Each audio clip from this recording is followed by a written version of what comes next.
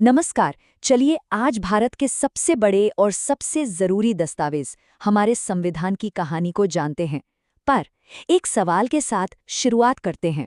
पता है इसका जवाब? जी हाँ, ये अपना भारत ही है। और इसे बनाने में जो मेहनत और वक्त लगाना, वो कहानी सच में कमाल की है।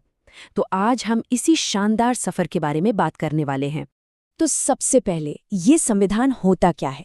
एकदम आसान भाषा में समझें तो ये पूरे देश के लिए एक रूल बुक है। यही वो किताब है जो बताती है कि देश कैसे चलेगा, सरकारें कैसे काम करेंगी और सबसे जरूरी बात, हम नागरिकों के क्या अधिकार होंगे। ये देश का सबसे बड़ा कानून है, मतलब इससे ऊपर कुछ भी नहीं।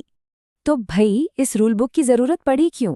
चलिए थोड़ा पीछे चलते हैं, उस वक्त में जब भारत एक आज़ाद देश बन रहा था। उसे अपने भविष्य के लिए एक रास्ते की, एक दिशा की जरूरत थी। और यहीं से हमारे संविधान के बनने की कहानी शुरू होती है। ये सफर शुरू हुआ 1946 में, जब एक संविधान सभा बनाई गई। इस सभा ने लगभग 3 साल, जी हाँ पूरे 2 साल 11 महीने और 18 दिन लगाकर दिन रात मेहनत करके भारत का संविधान तैयार किया। और फिर 26 नवंबर 1949 को इसे स्वीकार कर लिया गया और 26 जनवरी 1950 को पूरे देश में लागू कर दिया गया। और हाँ, यही वो दिन है जिसे हम हर साल गणतंत्र दिवस या रिपब्लिक डे के तौर पर मनाते हैं। इस पूरे जबरदस्त काम को लीड कौन कर रहा था? वो थे डॉक्टर भीमराव अंबेडकर, जो संविधान की ड्राफ्टिंग कमेटी के अध्यक्ष थे। उन्हीं की समझ और मेहनत ने संविधान को वो मजबूत ढांचा दिया जो आज भी हमारे देश की नींव है। और इसीलिए हम सब उन्हें सम्मान से भारतीय संविधान का निर्माता कहते हैं। तो डॉक्टर अंबेडकर और उनकी टीम ने जो दस्तावेज बनाया ना, वो सिर्फ एक कानून की किताब नहीं है, ये अपने आप में एक अजूबा है। चलिए इससे जुड़ी कुछ बहुत ही दिलचस्प बातें जानते हैं। जरा सोचिए, लगभग 3 साल का वक्त, ये सिर्फ एक नंबर नहीं है।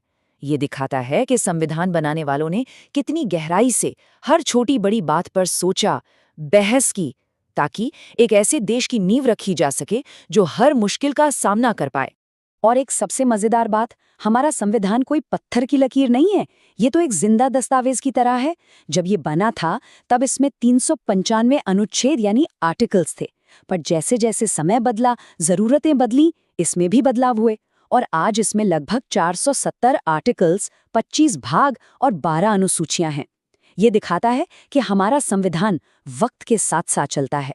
अब बात करते हैं इस रूल बुक के उस हिस्से की जो सीधे तौर पर हम सबसे जुड़ा है और जिसे संविधान की आत्मा भी कहा जाता है। ये हैं हमारे मौलिक अधिकार यानी फंडामेंटल राइट्स। ये अधिकार हमारे लोकतंत्र की जान है।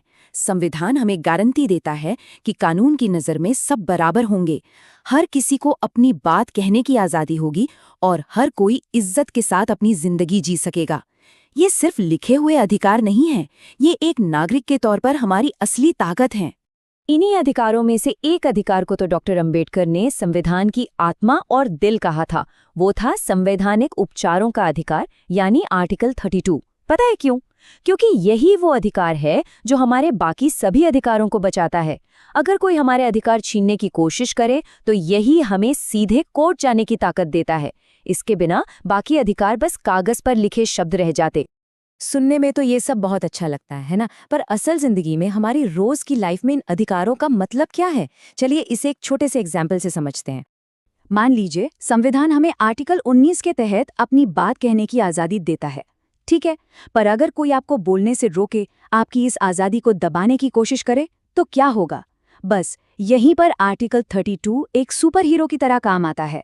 यह आपको सीधे अदालत जाकर इंसाफ मांगने की ताकत देता है। मतलब अधिकार भी मिला और उस अधिकार की सुरक्षा की गारंटी भी। यही है हमारे संविधान की असली ताकत। तो देखिए, जहां संविधान हमें इतने अधिकार देता है, वहीं वो हम नागरिकों से कुछ जिम्मेदारियों यानी कर्तव्यों की उम्मीद भी करता है।